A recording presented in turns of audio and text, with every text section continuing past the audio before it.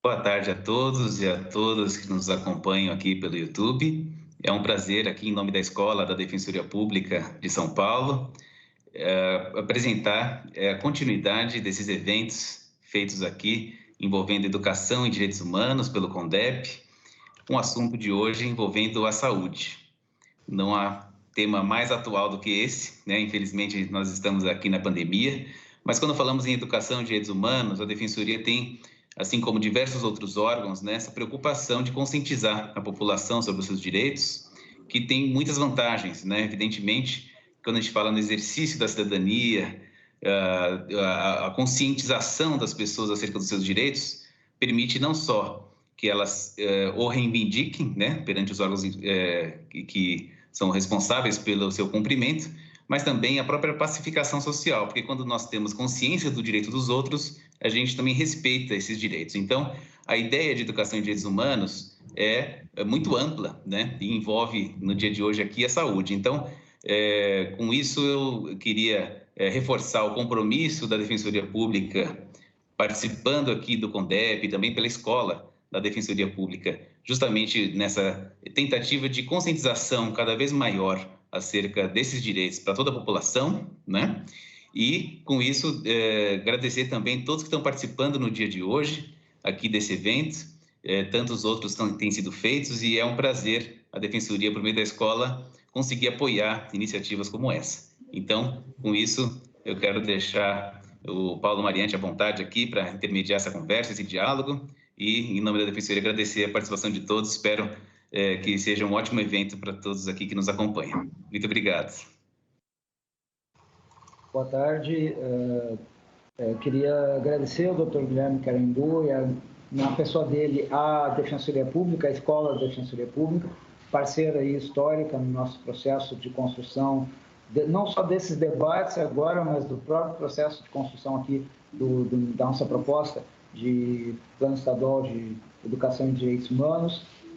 Saúdo aqui a presença das nossas convidadas e convidados, e também queria fazer o registro, essa iniciativa, esse ciclo de debates que hoje tem aqui a referência no tema da saúde, ele é uma construção que vem já de, né, se nós pensarmos no processo como um todo, já de longa data, desde as audiências que geraram aquela proposta de plano, até essas últimas discussões que vêm acontecendo.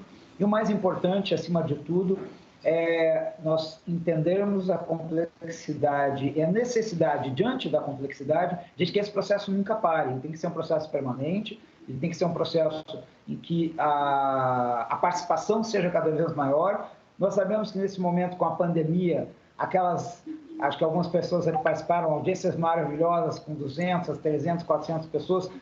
Nós estamos com algumas limitações, mas isso não nos impede de fazer o fundamental, que é o debate, para avançar na construção das propostas de educação de direitos humanos aqui do Estado de São Paulo. Então, esse é um processo que tem essa construção, né, colaborativa entre o Conselho Estadual de Defesa dos Direitos Humanos do Estado de São Paulo, o CONDEP, com a Defensoria e a Escola da Defensoria Pública, e o CONDEP. Aqui eu posso dizer com muita felicidade que nós temos aqui um representante, Gabriel, representante da atual gestão, e temos a nossa ex-presidente CONDEP, Nazaré, aqui, que vai ser uma das palestrantes. Ou seja, estamos muito bem aqui de representação, né, em relação aos direitos humanos, mas por uma questão aqui de organização e também de reconhecimento do esforço que o CONDEP vem fazendo continuamente, eu queria passar a palavra a Gabriel Alves da Silva Júnior, companheiro de advocacia popular, que hoje é conselheiro do CONDEP e é o relator na Comissão Permanente de Educação e Direitos Humanos do nosso CONDEP. Então, Gabriel, para fazer a sua fala, a saudação inicial, ele também vai fazer a saudação em nome do Dimitri Salles, o presidente do CONDEP, que teve um imprevisto, não pôde comparecer, e depois do Gabriel a gente vai passar aqui as nossas apresentações, né? Já agradecendo de antemão a presença aqui das pessoas convidadas para brilhantar e enriquecer o nosso debate. Então, companheiro Gabriel, por favor, é a palavra. Boa tarde a todos e a todas. Agradeço a acolhida da EDEP, né, na pessoa do defensor Guilherme, né, e também do Paulo Mariante, mediador dessa mesa. Mariante, que eu já conheço de longas jornadas, né, inclusive no processo da terceira conferência, né, do terceiro plano, em 2009, no processo da Conferência de Direitos Humanos, né, e a luta dele também foi também relator da Comissão Permanente de Educação e Direitos Humanos do CONDEP, o CONDEP como um órgão público, né, combinado de controle externo de políticas de direitos humanos, inclusive fiscalizando as violações de direitos humanos na defesa de direitos, né, envolvendo a representação da sociedade civil, do poder público através do governo do Estado, do Ministério Público, Tribunal de Justiça. E importante, né, a representação da sociedade civil ela é dada pelos movimentos sociais vinculados aos direitos humanos, né? Ela que dá sustentação à organização do CONDEP, que é uma importante trincheira institucional, né, na defesa de direitos, apurando, né, nesses momentos difíceis da atual conjuntura. Nós temos feito aí, né, várias lutas, e não poderia deixar de falar, né, do plano de educação de direitos humanos que foi construído pela essa valorosa comissão, que é uma comissão que tem o maior número de militantes, participantes, né, dentro das comissões do CONDEP, né? E esse plano que se converteu em diretriz de educação e direitos humanos, e que nós saudamos, inclusive, né, a participação aí do poder público, que, inclusive, no caso, a Patrícia e o Vanderlei são representantes. E o tema de hoje é a educação popular em política de saúde e movimentos sociais, né? Então, nós teremos aí um grande exposição de acúmulos, né?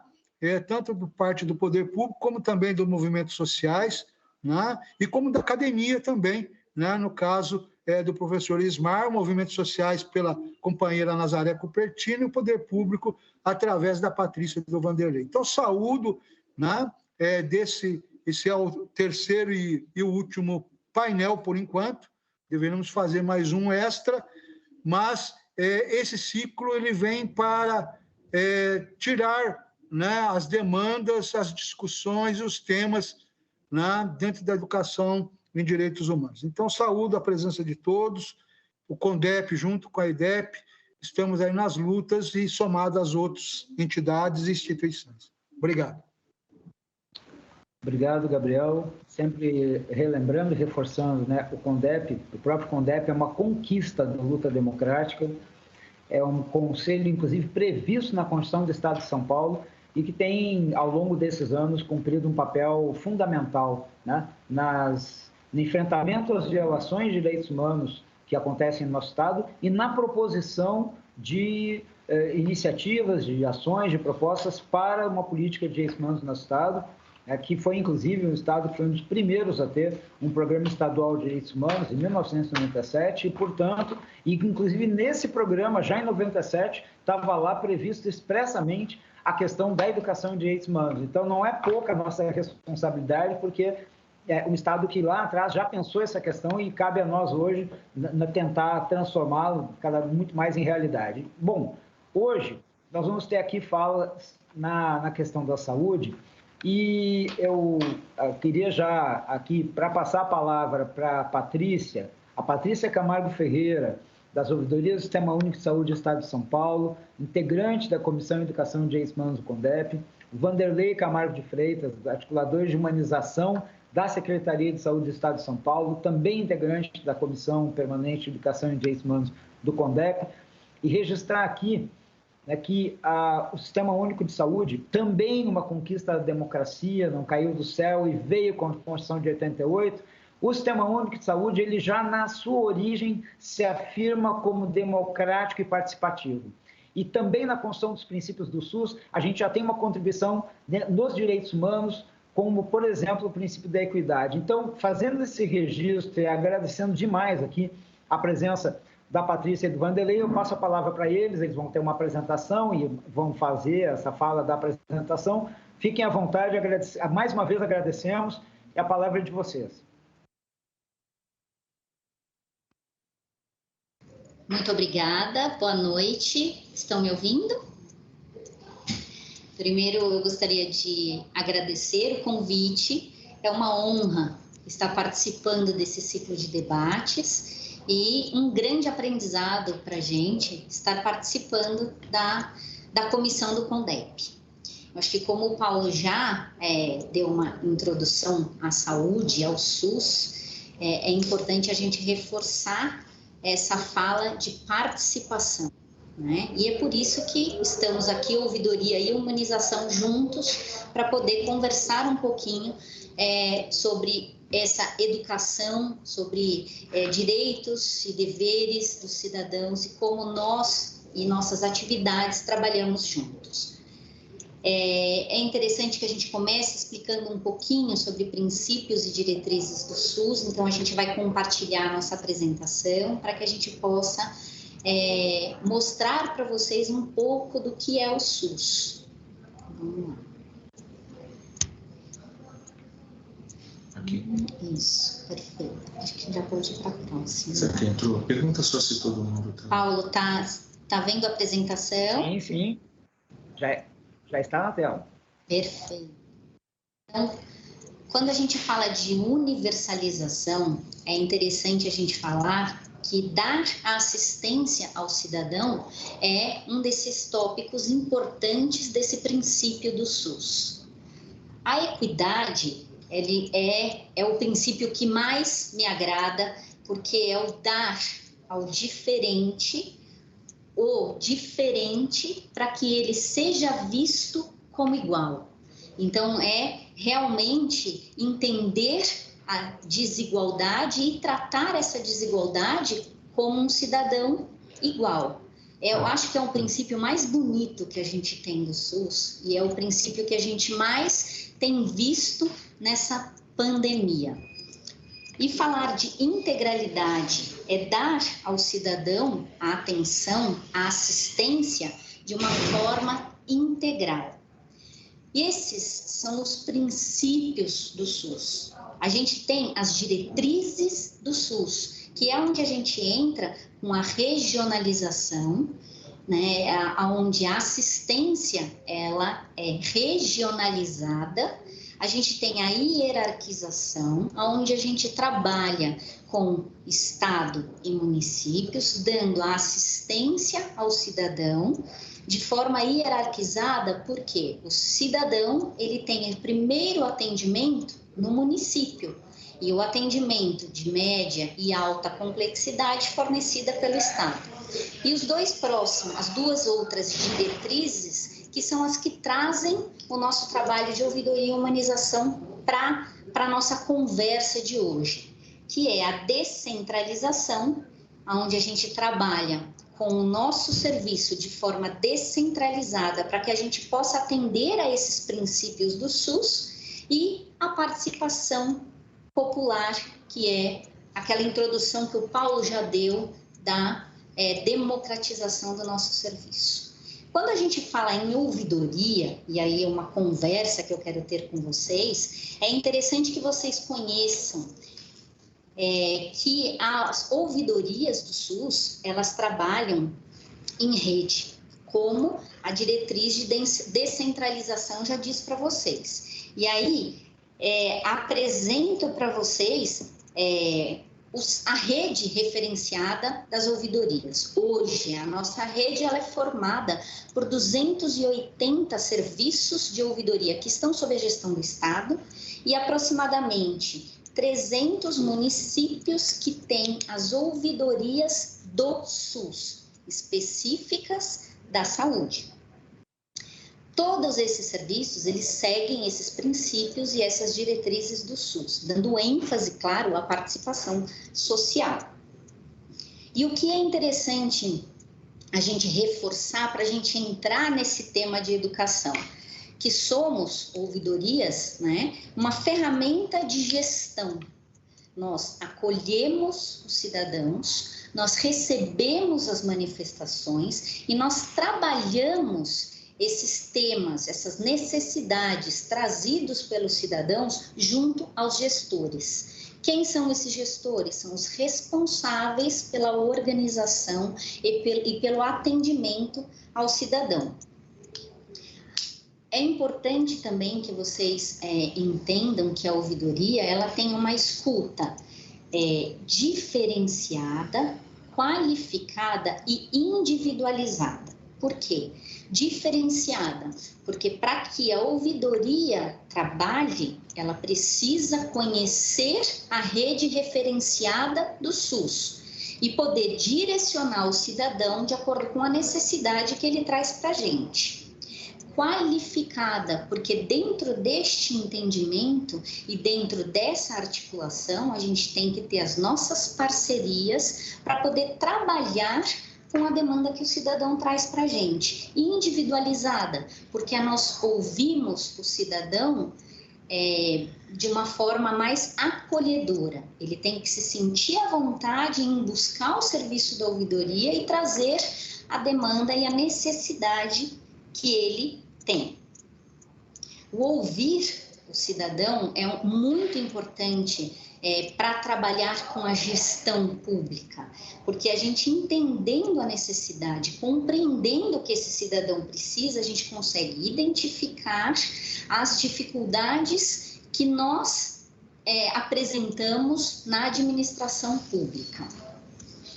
Quando o cidadão ele entra em contato com a ouvidoria, ele recebe a orientação. Aí a gente entra nessa questão de educação do cidadão.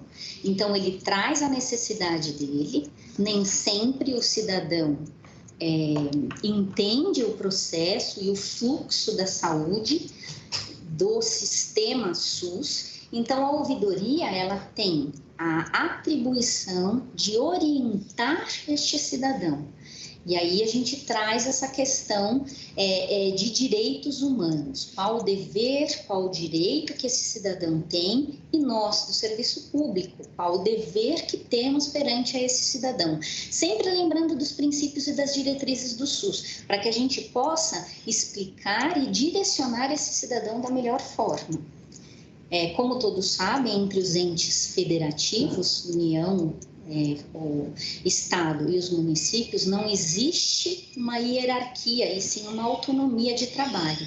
Mas dentro do SUS existe a hierarquização dos serviços. Então, isso é muito difícil para o cidadão compreender. Por isso que a gente, quando recebe e acolhe esse cidadão, antes de responder a questão que ele traz para a gente procura explicar um pouco deste contexto. Todos esses relatos, essas falas que a gente recebe do cidadão, nós registramos. Esses dados nós organizamos, nós trabalhamos e eles se transformam em quê? Em informação. Essas informações, elas geram conhecimento. Para quem? Para os gestores. Então, olha que interessante a importância da fala deste cidadão. Ele me trouxe a necessidade dele é analisada, é trabalhada e é compartilhada junto aos gestores para que os gestores entendam o que estamos fazendo correto e o que podemos melhorar. Então, muitos destes cidadãos, eles não conseguem compreender esta grandiosidade. Esse trabalho da ouvidoria, ele gera muitos relatórios, muitas informações, muitos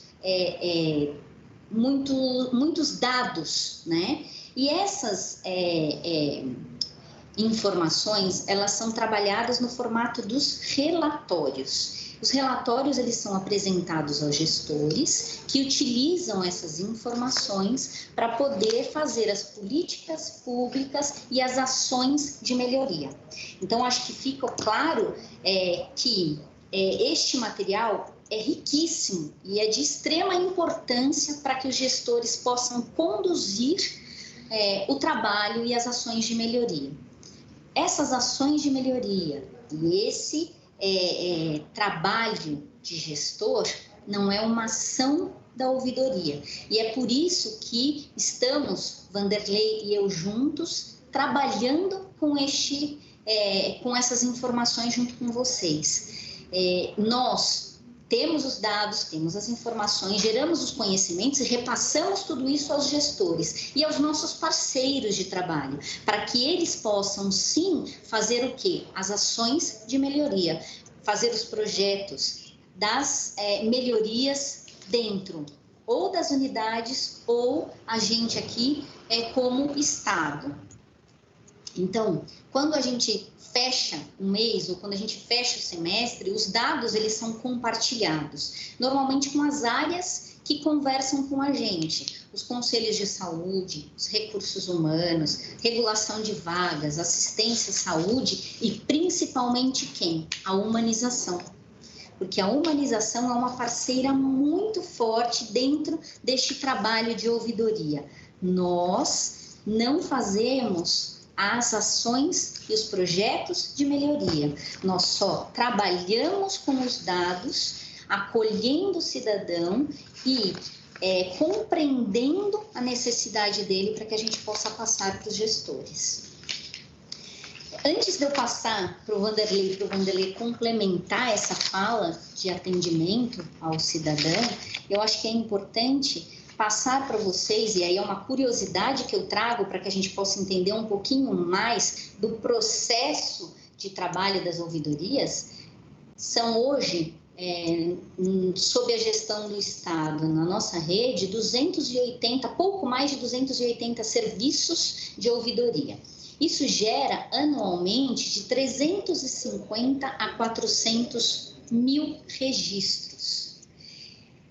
Quando a gente apresenta esse dado, normalmente as pessoas falam, nossa, quanto material vocês têm. Mas se a gente dividir este material entre os 280 serviços, esse número ainda é muito pequeno. Isso acaba sendo 1% ou nem 1% dos atendimentos que os hospitais ou que as unidades de saúde que estão sob a gestão do Estado fazem. E aí vem a outra importância de divulgar os serviços de ouvidoria para que o cidadão saiba aonde ele tem, qual o espaço que ele tem para trazer essas necessidades. Desses registros que a gente tem anual, 60% do que a gente recebe, aproximadamente 60% do que a gente recebe, são informações.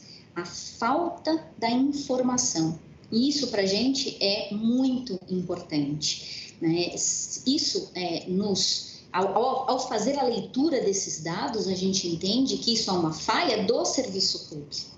Os servidores, eles têm a obrigação de informar o cidadão, de educar, de dizer quais os direitos que eles têm, quais os deveres que têm, e nós também, quais os deveres e quais os direitos nós temos. E a gente viu que isso está muito falho na saúde, pelos dados que são apresentados pelos próprios cidadãos.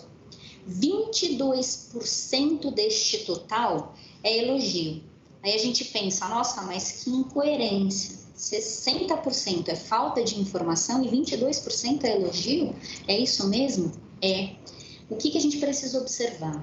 Dentro destes 60%, eu tenho o cidadão e o usuário dos serviços.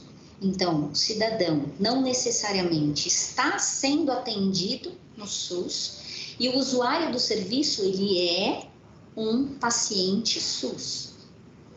Dentro desses 22% de elogio, tem uma grande parte de elogios que vem das organizações sociais de saúde, onde o cidadão elogia a infraestrutura da unidade. E uma outra parte que vem das unidades de saúde, da gestão direta do Estado, que elogiam o funcionário, recursos humanos. E aí a gente percebe o diferencial entre a infraestrutura e entre os recursos humanos. Os recursos humanos, os profissionais da administração direta, eles compreendem um pouco mais o SUS e conseguem o quê? Orientar e direcionar o cidadão de uma forma mais correta. 10% deste material é reclamação. 8% é solicitação e os demais vêm um misto de sugestão e denúncia. Vale também a gente ressaltar que desses 8% de solicitação e 10% de reclamação,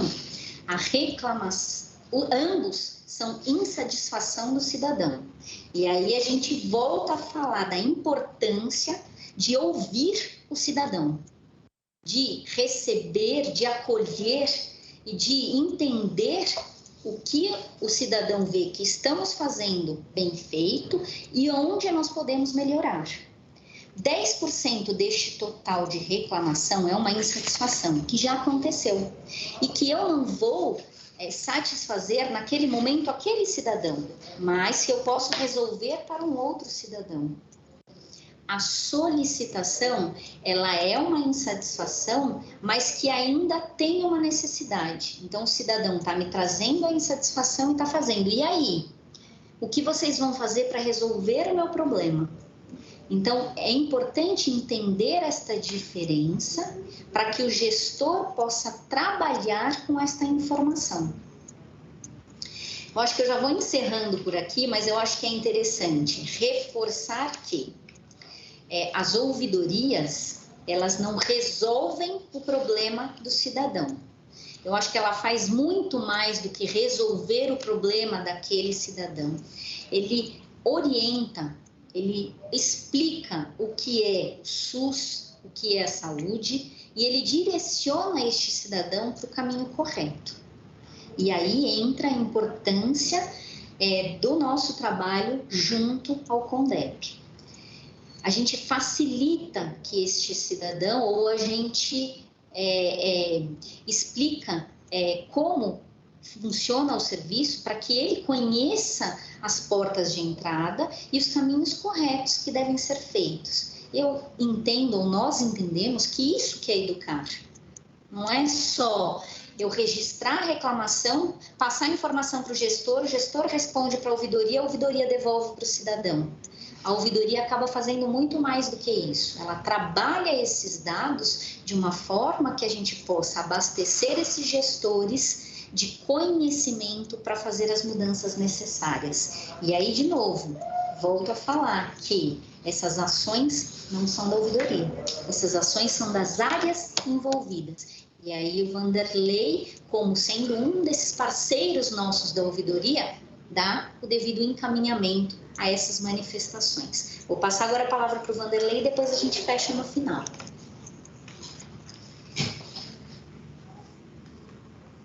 Por favor, Vanderlei, fique à vontade. Boa tarde. Gente, eu vou fazer o seguinte. Paulo, fiz uma opção. Por essa apresentação eu enviei para você por e-mail. Peço que você disponibilize para o pessoal. Eu não vou seguir aqui o slide, eu vou tentar, a partir do que a Patrícia falou, né, fazer um panorama da maneira como a gente tem procurado trabalhar aqui nas nossas redes, com as nossas unidades, com as nossas equipes. Eu não vou seguir muito o slide, mas, por favor, fica o material aí com vocês, se vocês depois poderem disponibilizar, e fica aí um documento mais informativo, vamos dizer assim, né? Eu vou tentar fazer uma fala mais geral, tomando como base, como um ponto de partida, eu vou localizar para vocês, afinal de contas, o que é a humanização dentro da Secretaria de Estado, o que é a política estadual de humanização aqui na Secretaria de Estado da Saúde. Ela é um desdobramento, a política estadual de humanização, ela é vamos dizer assim, uma filha da política nacional de humanização, tá?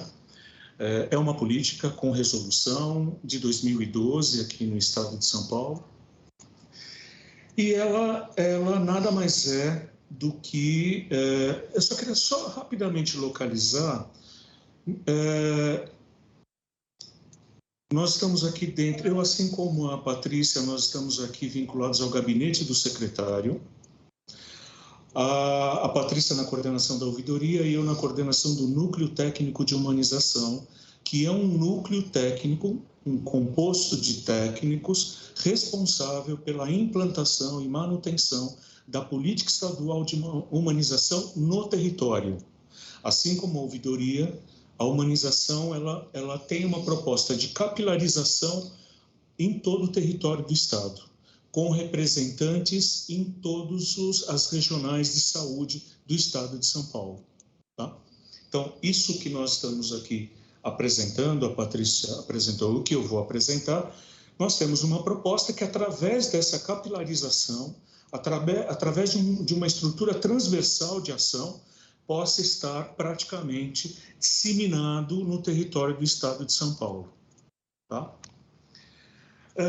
Paulo, eu vou pegar uma colocação que você faz para disparar aqui a minha fala, enquanto o SUS como um marco, um real marco, um verdadeiro marco, enquanto política de direitos, né, de defesa, de acesso a direitos, de garantia de direitos. Né? Baseado na universalidade, baseado na integralidade e baseado na equidade. Só que tem um detalhe, Paulo. Você colocou, inclusive, como algo que precisa ser sustentado. Universalidade, discutir acesso, integralidade, discutir composição de equipe, de rede, e mais do que isso, não só dos equipamentos de saúde, mas entre as políticas, entre os setores, entre as secretarias. Quando a gente fala de integralidade, a gente está falando de construção de rede, mas o que nós falamos não é só a construção de equipamentos ou de equipes de um determinado setor ou de um determinado segmento, como seria discutir isso dentro da saúde. Nós estamos falando de uma composição entre secretarias e entre políticas. Né?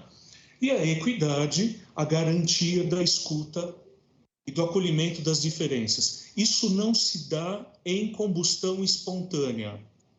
Paulo, então você faz uma colocação muito importante, né, que é a garantia de direitos, a construção de ações para essa garantia de direito, né? Aí num leque importante de ações de políticas e resoluções das mais variadas áreas. Isso precisa de manutenção e isso não se dá em combustão espontânea. Isso precisa ser produzido de forma processual e sistemático, como a própria manutenção de todos esses princípios. A política de humanização no Estado de São Paulo, ela surge dentro da saúde como uma política que visa fortalecer ações direcionadas dentro desses pilares preconizados no SUS, né? Reconhecendo que isso não se dá da noite para o dia, que isso, como estou dizendo, não se dá em combustão espontânea, isso precisa ser verdadeiramente produzido e sustentado cotidianamente. Esses processos, eles não se sustentam sozinhos. Ou nós, efetivamente, nós, e os trabalhadores, enfim, todos nós, cidadãos, ou a gente sustenta isso cotidianamente, ou esses pilares, eles não se sustentam, eles não saem do papel. Né? E esse é, para nós, da humanização dentro da saúde, que é o nosso recorte inicial. Essa acaba sendo a nossa principal primícia. Né? A política, ela se sustenta, ela se propõe, ela tem alguns princípios, ela visa a qualidade, a qualificação dos processos de gestão e a qualificação dos processos de assistência. Tá? Nós temos uma atuação direta nas unidades de saúde, principalmente das unidades de saúde de gestão estadual, tá? Ambulatórios de especialidade, os hospitais, e ao longo dos anos temos feito boas parcerias com os municípios e as suas respectivas unidades assistenciais. Unidade Básica de Saúde, Estratégia da Saúde da Família,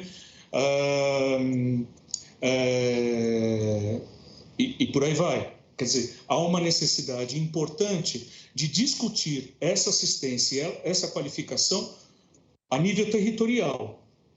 né? E assim como a Patrícia foi sinalizando, não se trata de problematizar e sustentar essa conversa só na instância estadual ou federal. A gente tem que botar todo mundo para conversar.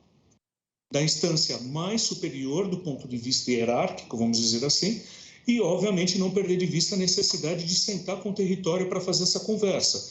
Na hora que eu vou discutir universalidade, eu estou discutindo qualidade de acesso, eu preciso discutir com todos os pontos de atenção, seja ele federal, estadual ou municipal, seja a rede de urgência e emergência, seja a rede ambulatorial, ou seja um hospital estadual de bairro.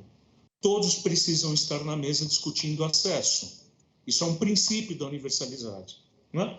E aí eu vou pensar um aspecto que para nós é importante, que é como trazemos esse cidadão, como trazemos esse usuário do SUS para a mesa de negociação.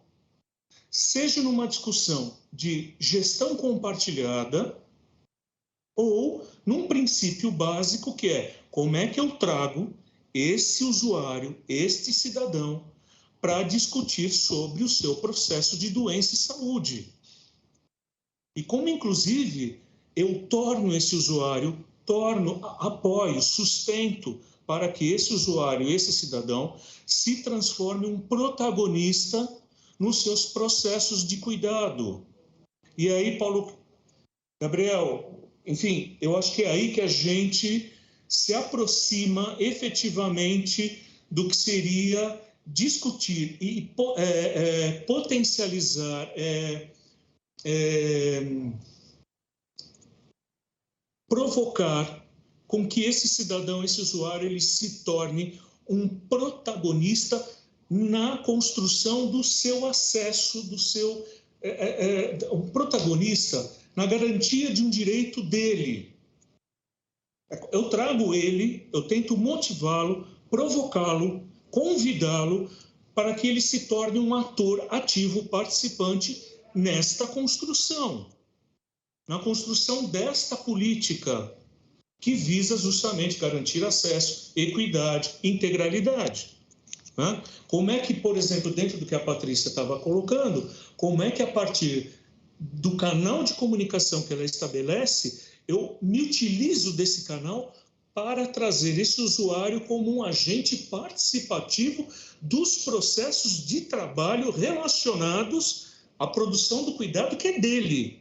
Ele é o agente, toda essa estrutura é para garantir um acesso a ele. Eu preciso dispor de dispositivos, a ouvidoria é um dispositivo para garantir esse acesso, para qualificar esse acesso e para auxiliar com que ele seja um ator protagonista nessa discussão. A política estadual de humanização ela é composta por várias diretrizes.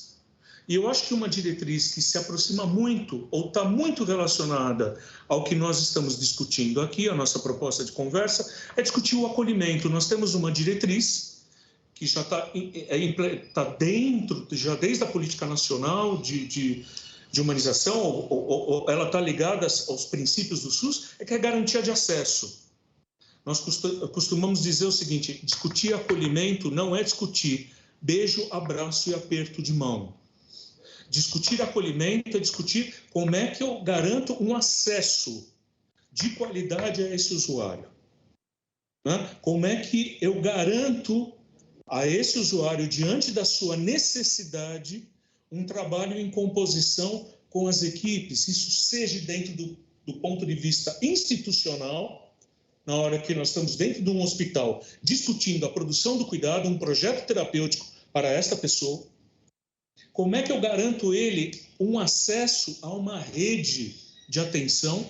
Você pode ter um usuário com uma complexidade importante de saúde que faz com que ele tenha que ter à sua disposição a intersecção, uma composição de várias equipes, de várias instituições. Como é que eu garanto, faço essa construção com essa rede para garantir esse acesso e para garantir uma produção de cuidado com qualidade a este usuário? E há um elemento importantíssimo nessa discussão que é Como é que eu torno, como é que eu favoreço, como é que eu produzo uma condição para esse usuário ser considerado e reconhecido como um ator importantíssimo na sua produção do cuidado? Como é que eu informo? Como é que eu formo? O que eu preciso ofertar a esse usuário para um bom entendimento? Como é que eu construo junto com ele uma compreensão sobre o que está acontecendo com ele e sobre o que ele precisa acessar dentro dessa rede de cuidado? Isso não é dado. Isso não está dado. Isso eu preciso construir com ele. E é uma construção com muitas vias, porque eu preciso preparar a equipe para fazer esta construção. Porque, veja, não é porque as equipes hoje a gente vem percebendo, ainda encontramos muita fragilidade nessa rede, nessa composição entre os profissionais, para garantir, inclusive, esse acesso ao usuário. Muito do que eu estou te dizendo, muito do que nós estamos falando aqui, eu, a Patrícia, isso a gente muito do que encontramos preconizado nos documentos, nas resoluções, nos decretos. Quando a gente vai para a linha de frente, né, a gente observa ainda um distanciamento lacunar. Em determinados territórios, observamos um distanciamento abissal entre o que temos preconizado e o que efetivamente ocorre na ponta, na relação desse usuário com o trabalhador da saúde, com o gestor, com o território. Diga lá nessa discussão entre equipes dos mais variados segmentos.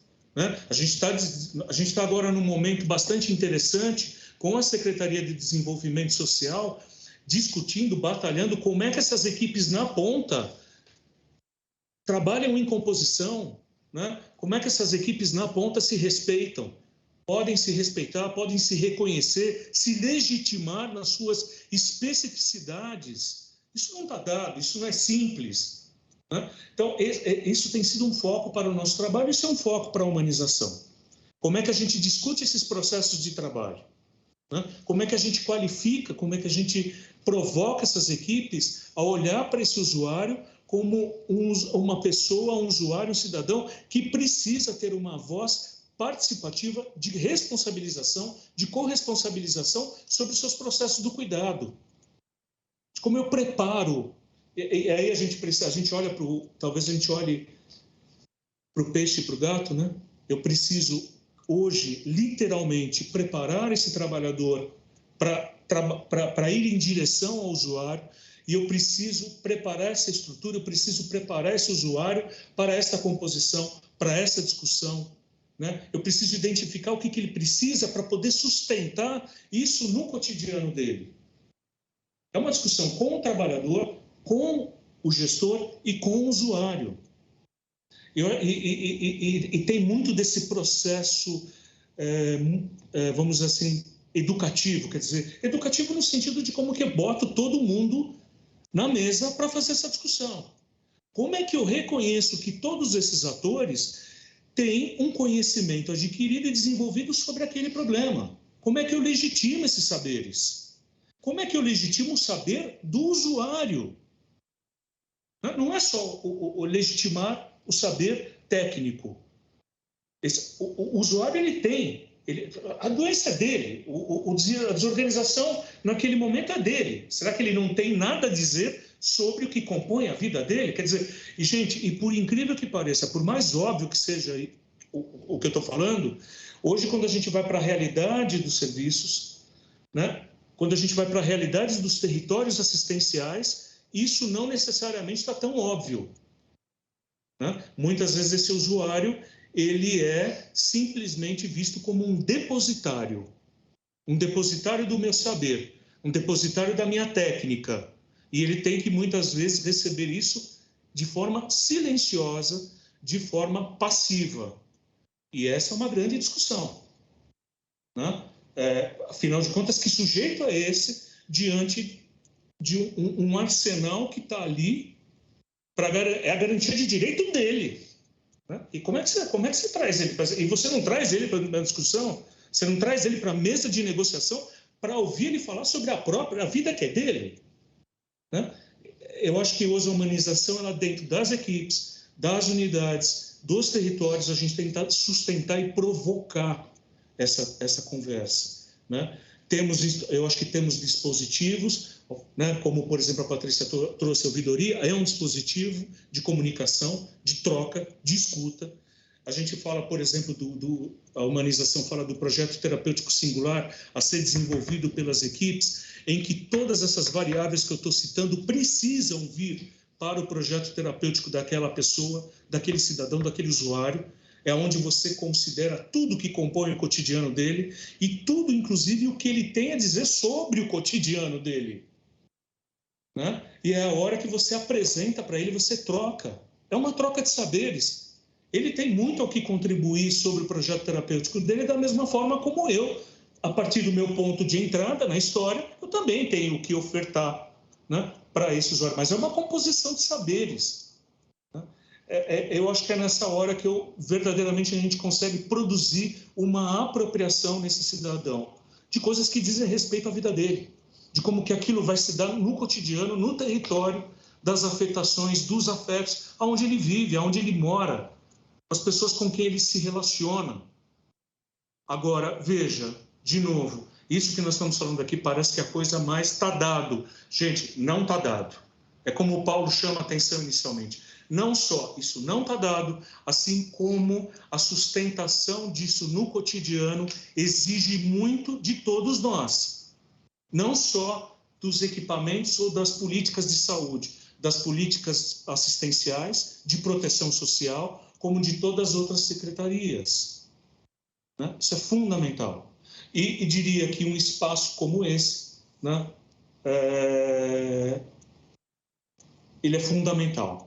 Porque numa conversa como essa que nós estamos fazendo, sabemos que temos representantes de vários segmentos, né? Isso é fundamental. Essa rede, essa composição da qual nós estamos falando, e, gente, isso ficou muito evidente agora na pandemia, que nós tivemos o sistema de saúde, o sistema de proteção social extremamente bombardeado, extremamente esgarçado, né?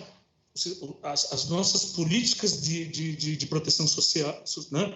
A gente está vendo isso, ou a gente trabalha em rede, ou a gente trabalha em composição, né? Ou vai ficar muito difícil. O que a gente tem observado, o que as nossas equipes trazem da ponta, em termos de garantia de direito, de acesso, gente, a situação ela é muito sensível, ela é muito grave.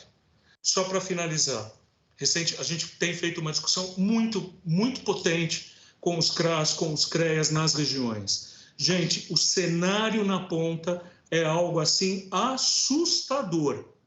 Assustador.